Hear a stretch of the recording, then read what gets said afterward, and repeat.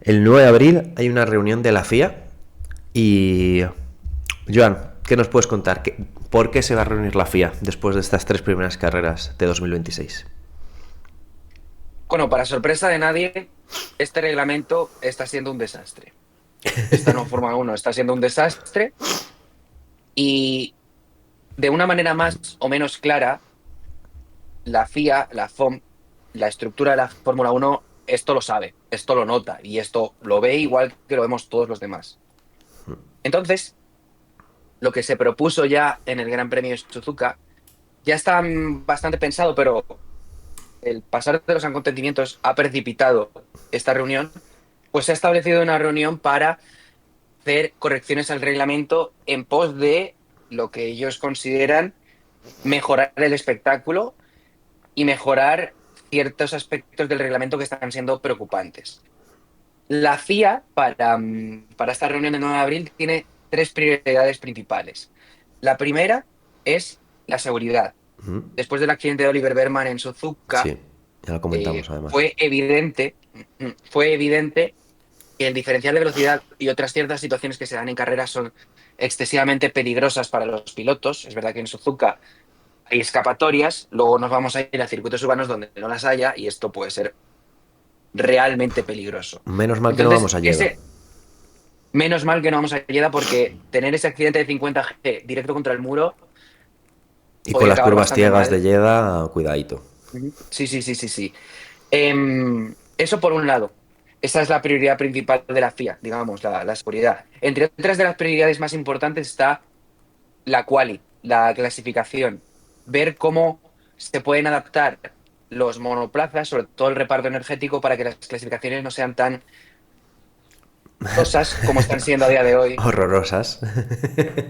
Sí, sí, sí, No sé qué sí. adjetivo Y ponerle, que pero es una matanza eso. no, hay varias declaraciones que van en el sentido de recuperar el espíritu de lo que es una clasificación, Exacto. que es una cosa que hemos venido diciendo bastantes veces, es que los pilotos no van al límite. Lo comentaste tú la semana pasada, no puede ser que vayan a verla. El Exacto. espíritu de una clasificación Que es es ir al ser el límite. más rápido. Ir al límite, No, jugártela y pole y si no, salirte fuera, cometer un error, pero esa tensión máxima de es todo o nada. Y eso lo hemos perdido este año. totalmente, totalmente. Y eso, que no sea tan un juego de batería también en la clasificación, porque eso hace que las clasificaciones, que el año pasado era un poco lo que rescataba en ciertas ocasiones el espectáculo, pues este año se han convertido en algo casi residual y es una pena. Y por otra parte, el tercer tema principal que se va a discutir es la reducción del superclipping, que va un poco también relacionado con el tema de la clasificación, pero sí que afecta ya también a la carrera, Y tema que es seguridad este también, yo efecto creo. y el tema de seguridad para la diferencia de velocidad, sobre todo cuando el coche empieza a perder potencia. Pues esto, el superclipping, para los que todavía no lo sepan, es este efecto que se produce generalmente al final de las rectas, en el que el motor eléctrico deja de surtir potencia y no solo deja de surtirla porque se agota la batería del coche, sino que empieza a entrar en modo de recarga, con lo cual empieza a frenar el coche. Pero como estás en la recta, estás yendo a fondo, con el motor de combustión, estás usando ese motor de combustión para recargar la batería en ese Claro. proceso de frenado. Entonces, aunque tú estés yendo a tope, El el coche coche baja empieza a mucho. perder potencia y empieza a perder velocidad. Que es lo que le pasó a Y eso Colapinto cuando hubo el accidente con es, Berman. eso es, eso es. Por un lado está el tema de seguridad, porque el coche pierde velocidad de manera brusca. De hecho, en las telemetrías se ve como de repente hay un precipicio de potencia. Claro. Y también es cierto que a nivel visual o a nivel espectacular, a nivel de audio, es duro de escuchar cómo en las clasificaciones no Sí. terminas la recta 200 metros, 150 metros antes de la frenada y ya empiezan a bajar las revoluciones y la potencia del monoplaza.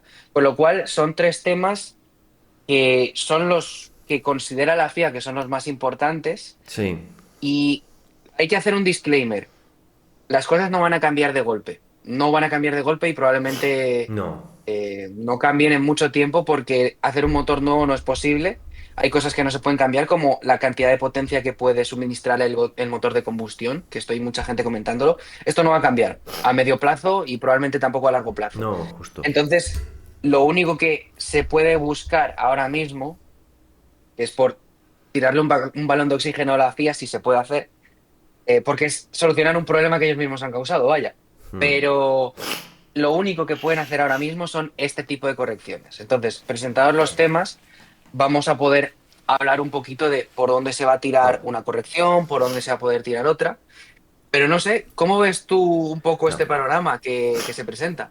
A mí personalmente me parece bien que se vaya a reunir el 9 de abril porque sobre todo lo que dije yo en el último podcast, en temas de seguridad la FIA sí que va a poner la mano delante y va a decir no, hay que hacer cambios, por mucho que los equipos se opongan. De hecho, quiero decir que es verdad que la FIA es una de las grandes responsables, por no decir la gran responsable de este reglamento, pero también es la que he visto más proactiva de hacer cambios. O sea, hay que decir que muchas de las cosas que no se han hecho cambios, por ejemplo, después de China se iban a hacer y no se hicieron y se esperaron a Japón, fue porque los equipos no querían, entre ellos los más beneficiados, que obviamente Mercedes es uno de ellos. Pero la FIA sí que ha querido hacer cambios. El tema y lo que es el punto de, yo creo que de debate interesante es, claro, ¿cuántos cambios se pueden hacer? Porque es muy bonito hacer cambios, pero, por ejemplo, si quieren repartir, muchas veces quieren cambiar esta dinámica, lo que se ha hablado es que lo más fácil es cambiar el reparto de potencia, que el 50-50 es una locura. Pero claro, tú no puedes mágicamente darle más potencia al motor de combustión, porque el motor de combustión se ha diseñado para unas capacidades y tú ahora no le puedes dar más potencia porque ya está diseñado para que tenga esa potencia máxima. Y como además, como bien dijo Tony Cuquerella en Dazón, que lo explicó muy bien, si tú ahora al motor de combustión le podrías subir la potencia, está mal diseñado el motor, porque un motor tiene que estar diseñado para ir al máximo. Si tienes margen de maniobra para exprimirlo más, es que está mal hecho, ¿sabes? No puedes dejar ese margen. O sea, no tiene sentido. En Fórmula 1 se lleva todo al extremo. O sea, entonces, por ese lado, complicado. Entonces se habla más del tema de bajarle la potencia al motor eléctrico, lo cual haría más lentos los coches. Entonces, eso es otro debate de qué preferimos. Una Fórmula 1 hiper mega rápida, pero que tenga ciertos problemas importantes de tema de seguridad y de competición, o nos da igual tener 2 segundos más lentos. Yo tengo claro, por ejemplo, que a mí que se vaya 2 segundos por vuelta más lento, a mí me da igual. O sea, vamos a seguir siendo la categoría más rápida del mundo por bastante, con 2 segundos menos. Entonces, no sé qué se puede hacer realmente porque también es un poco en plan un poco prueba y error porque ya hemos empezado, vas a hacer un cambio pero no sabemos si el cambio va a provocar realmente lo que queremos. O sea, obviamente si bajamos la potencia va a haber menos superclipping, pero va a ser suficiente.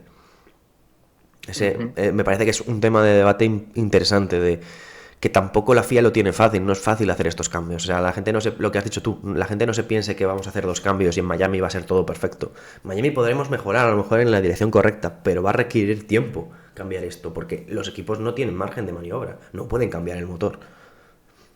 Entonces, sí que Pedro, se puede bajar la potencia del motor eléctrico, por ejemplo, lo que he visto yo. sí, para suerte, o desgracia, estos motores eléctricos van controlados por la centralita, van controlados por software. Y tú puedes controlar la potencia positiva que un motor eléctrico entrega para acelerar y la potencia de recarga que utiliza para generar energía eléctrica que se almacena en la batería. Entonces, la propuesta de la FIA va en este sentido, que es el que has comentado tú.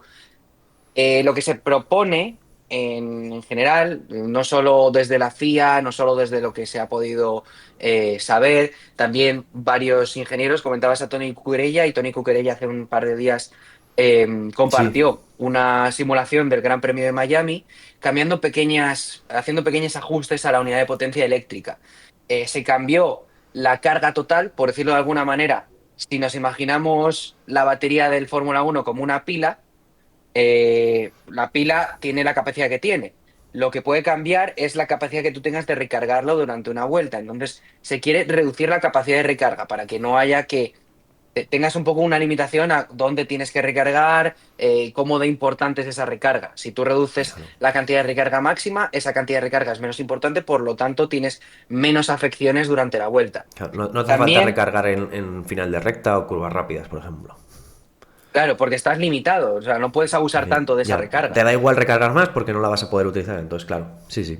Eso es. Luego, por otra parte, una de los cambios más importantes que se proponen es, como tú has dicho, reducir la potencia positiva, la potencia de deploy del motor eléctrico. Es decir, cuando el coche esté acelerando, ahora mismo tú tienes 350 kilovatios del de combustión, 350 kilovatios del de eléctrico. Realmente no son exactamente iguales, hay un pelín más de combustión, pero práctica 50-50 más o menos. Hmm.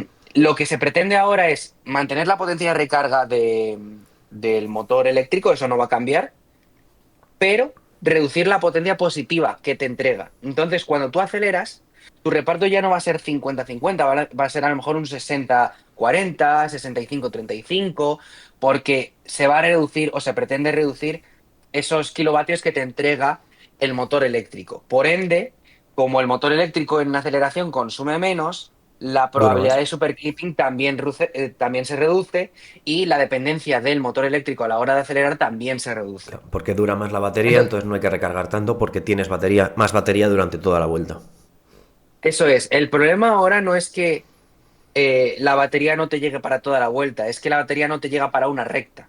Es decir, el pico de energía que te pide el motor eléctrico, el pico de potencia que te pide el motor eléctrico para acelerar es tan alto que te comes la batería, te comes la pila de tu coche, te la comes enseguida y no te dura en la recta. Aunque luego tú la puedas recargar después en las frenadas, en las Claro. curvas, te cae en la recta. Y esto es lo que llamamos clipping y superclipping, ¿no? Que es lo que vemos constantemente en los circuitos. Si reducimos esa entrega de potencia positiva del motor eléctrico, esa demanda en un tramo recto más o menos largo va a ser menor. Entonces la probabilidad de superclipping también va a ser menor. Ya digo, estos son las propuestas de cambio de entrega de potencia principales. Hay otras que son un poco más sutiles, como el ritmo al que el motor eléctrico puede suministrar o aumentar o reducir la potencia. Hay pequeños matices, pero esto lo podemos discutir en algún otro momento, en otro podcast, porque creo que es un tema interesante. Para que la gente se quede con los cambios principales, tienen que ver con esta entrega total, perdón, con esta recarga total y con esta entrega de potencia del motor eléctrico para reducir ese superclipping, para que las clasificaciones puedan ser más a fondo y para que ese diferencial de velocidad no sea tan grande, porque claro, el diferencial de velocidad se produce principalmente porque tú puedes tener el motor eléctrico en fase de entrega o en fase de recarga. Cuando lo tienes en fase de entrega, te acelera el coche. Cuando lo tienes en fase de recarga, te Te frena el frena. coche. Si la potencia es muy grande, la potencia de entrega es muy grande, la diferencia entre cuando estás entregando y cuando estás recargando es gigantesca. Exacto. Si tú reduces un poquito la potencia de entrega, esa diferencia entre entregar y recargar se reduce también. Entonces se reduce el diferencial de velocidad. Con estos cambios en la entrega de la unidad de potencia es con lo que quieren mitigar esos tres temas principales que está ahora mismo tratando la FIA, que ya lo intentó un poco en la clasificación de Suzuka, pero no pareció ser suficiente. Entonces quieren ahondar un poco más en esta línea. Claro, esto nos plantea otra duda, ya no solo cómo va a afectar, sino cómo le va a afectar a los equipos, que es todo un tema a debatir. Hmm. De hecho, sí, si hacemos caso a los rumores, porque luego en la reunión podrán tomar diferentes decisiones, pero lo que más se está inclinando la balanza y lo que parece que se debe hacer, es lo que estamos comentando, es bajar la potencia positiva de los motores de 350 kilovatios a 250. Además de hacer pequeños cambios, como ha dicho Joan, en cómo puedes cambiar de carga a recarga, a qué velocidades, y también la recarga bajarla un poco. Entonces dependería menos de la batería, más que nada. Pues si estos cambios fuesen adelante, que parece es a donde se va inclinado, sobre todo porque también habría menos cambios grandes de velocidad entre coches y sería más seguro, esto beneficiaría sobre todo a los motores menos potentes. Entonces estaríamos hablando de que a Honda le estarían haciendo un pequeño favor. O sea, Honda se vendría beneficiado porque sobre todo lo que se comenta es que Honda tiene un problema muy gordo con el tema eléctrico y que hay momentos en los que no recargan nada y claro, pueden tener casi más de 100 caballos en momentos puntuales de la vuelta de desventaja porque claro, aparte de que el motor de combustión no es muy potente, no tienen el eléctrico porque no lo han recargado. Entonces, en ese sentido, el motorista que se vería beneficiado es Honda. No sé Audi hasta qué punto si también le viene bien, porque Audi le hemos visto bastante fuerte en los circuitos en los que se depende más de la batería. Le hemos visto fuerte en Australia y en China, y en Japón, en China un poco menos. Entonces no sé si Audi a lo mejor tiene una zona de recarga muy buena, pero eso, el gran beneficiado así, bueno, beneficiado, en plan, pasaría de estar de muy jodido a un poco menos jodido, sería Honda. Sí, tendría, tendría un par de días más, el profe se ha puesto malo para estudiar para el examen, pero en 3 días puede que lo tenga un poco complicado para remontarlo. El caso de Honda nos sirve para explicar, para hacer un pequeño disclaimer. Todos estos datos que os damos de 350 kilovatios de potencia de entrega actual, 350 kilovatios de potencia de recarga también actual, o los cambios que se quieran hacer, son límites máximos que pone la FIA a la recarga. Sí, claro, Luego cada tú puedes equipo, no llegar. claro, luego cada equipo será más o menos eficiente y ahí es donde claramente se ven las diferencias, ¿no? El caso de Honda es no llegan, No no llegan, llegan no llegan. al límite ni de lejos. Y luego tienes otros motores mucho más competitivos como los Mercedes, como los Ferrari, que sí que exprimen esto al máximo, o por las confecciones de motor de combustión, de turbo y demás que tengan en su unidad de potencia. Pero sí, es importante aclarar esto. Son Sí, límites eso es máximos cierto. para que la competición se rija a unos ciertos estándares. Pero obviamente dentro de eso juega el rendimiento y el trabajo que haya hecho cada equipo para su propia unidad de potencia. Para que la gente lo entienda es como un poco el peso. Tú tienes un peso mínimo, pero si tú vas por encima, pues allá tú. No puedes bajar de ese peso, pero por encima puedes estar. O sea, no todos los equipos están en el mismo peso. Es un poco esa dinámica. Y para terminar sobre el tema de la reunión del 9 de abril, quiero hacer un pequeño paréntesis y decir una pequeña anotación que se me ocurrió esta semana viendo a distintos periodistas españoles decir cosas y además me sirve para hilarlo con el siguiente tema que tenemos en el guión. He visto mucha gente hablando y comparando, sobre todo gente profesional en nuestro mundillo que se les presupone saber bastante, diciendo frases que me parecen preocupantes. Frases como que, joder, si tú le pones a alguien que no ha visto nunca Fórmula 1, Japón 2026 y Japón 2025, les gusta más Japón 2026. Entonces la Fórmula 1 no está tan mal. Me parece que son frases un poco populistas y que no van al gran problema, porque de aquí voy a decir su nombre, porque me ha gustado mucho su idea. Fons, para la gente que le conozca, Fórmula Fons, es un youtuber, dijo una idea que a mí me parece que dio en el clavo, sinceramente. Entonces yo desde aquí voy a repetirla, es totalmente suya y parece que tiene 100% razón. O sea, aquí lo importante, no estamos hablando que también de lo divertida o no divertida que sea la Fórmula 1, que al final el divertimento es muy subjetivo. A ti te puede parecer divertido el golf y a mí no, o el ajedrez y a mí y a ti no, ¿sabes? Nos pueden gustar cosas distintas. Lo que es divertido es un poco subjetivo. Entonces, es un debate un poco que no tiene sentido, debatir sobre si algo es más divertido o menos divertido, porque a lo mejor tú valoras muchísimo que se rebasen en mitad de recta y yo eso no lo valoro tanto. A mí un adelantamiento no me parece tan divertido, me parece que hay cosas más importantes que un adelantamiento.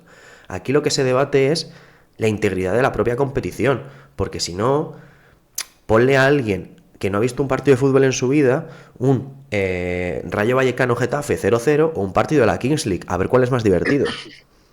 ¿Sabes? No creo que sea el camino. O sea, la Kings, si quieres hacemos pit stop presidente y baje Briatore, Toto Wolff y Fredrik Vasseur a hacer un pit stop, si van a ser carreras súper divertidas. Pero no tiene sentido. Podemos poner aspersores en los circuitos.